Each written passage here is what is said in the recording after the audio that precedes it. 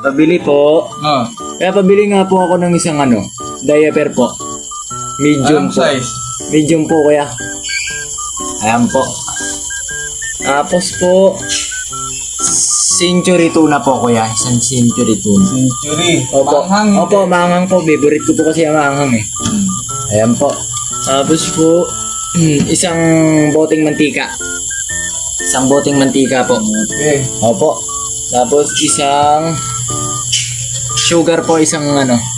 1/4 po, ayan, 1/4. Tapos, ano pa ba? Kape po, kape. Ay, wag na po pala kape. Ay, kapeng puro na pala dun sa bahay. Gago! Ayan na lang po. Patotal na po. Anong ilan? kapeng puro? Kapistik. Opo, kape stick. Bumili ako kahapon sa palengke kasi na si Bakit Mrs.